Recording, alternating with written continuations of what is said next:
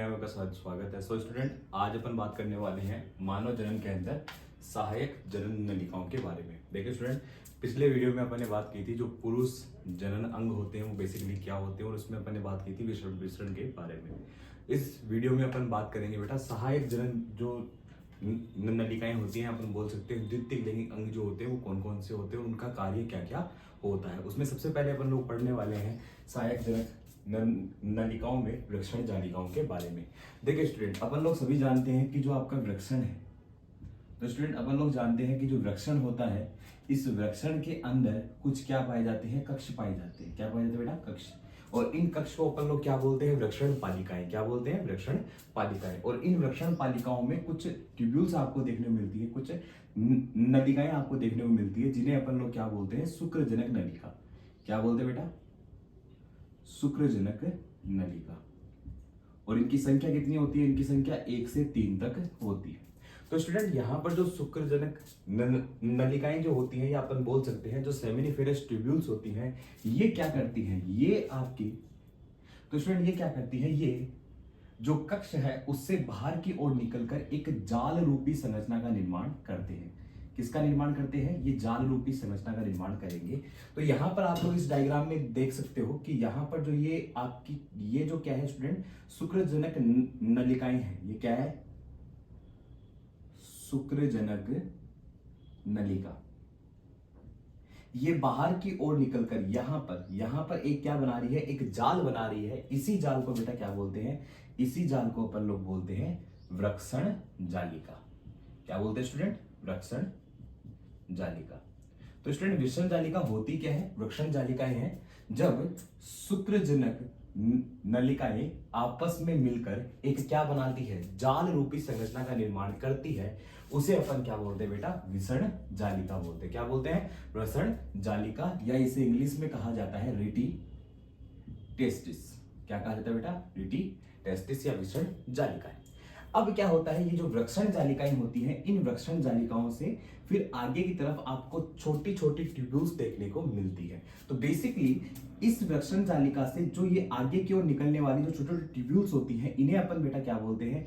इन्हें अपन लोग बोलते हैं अपवाहक नलिका। क्या बोलते हैं स्टूडेंट? अपवाहक नलिका। क्या बोलेंगे? अपवाहक नलिका।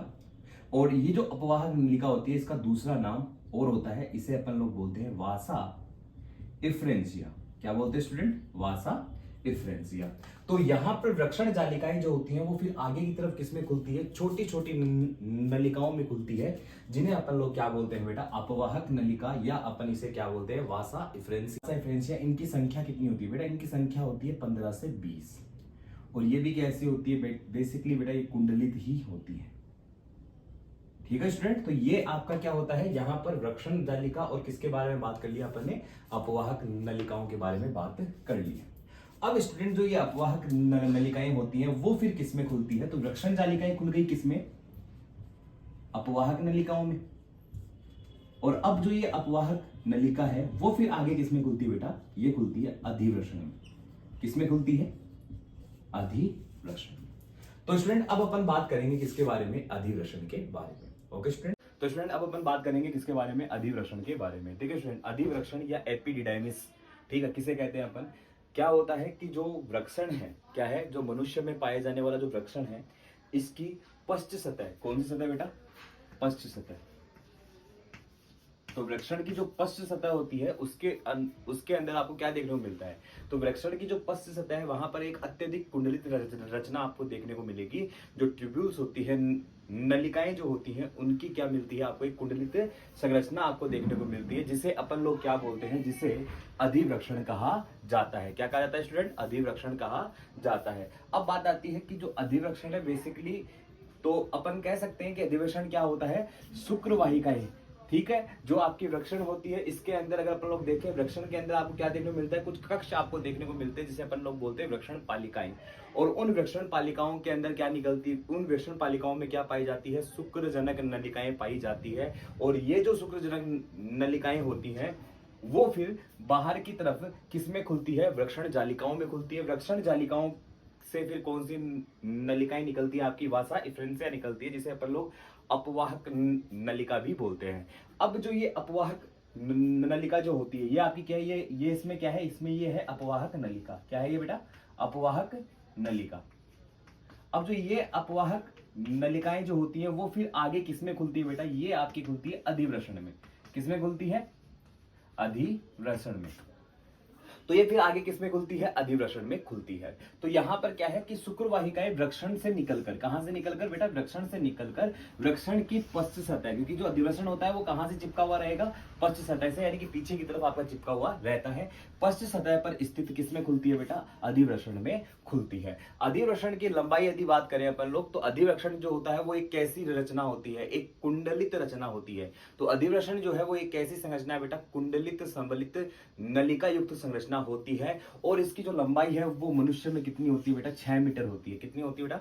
6 मीटर इसकी लंबाई होती है। इसके बाद यदि अपन लोग बात करें तो अधिवृषण जो है इसको मुख्यतः 3 भागों में बांटा गया है। इसके अंदर आपको क्या देखने को मिलता है बेटा? ये जो कुंडलित जो संरचना आपको देखने को मिल रही है, इसका एक तो शीर्ष भाग होता है, एक मध्य भाग होता है, और एक आपका कौन सा भाग होता है? नीचे वाला निम्न भाग होता है। इसके शीर्ष भाग को अपन लोग क्या बोलते हैं? कैपुट एपिडिडाइमिस बोलते हैं। तो जो शीर्ष भाग होगा उसे अपन क्या बोलेंगे बेटा? कैपुट अधिवृषण बोलते हैं। जो मध्य वाला भाग है इसको अपन काय भी बोलते हैं। क्या बोलते हैं बेटा? काय भी। अधिवृषण काय भी बोला जाता है इसे अपन क्या बोलते हैं? कार्पस अधिवृषण। क्या बोलते हैं स्टूडेंट? कार्पस अधिवृषण।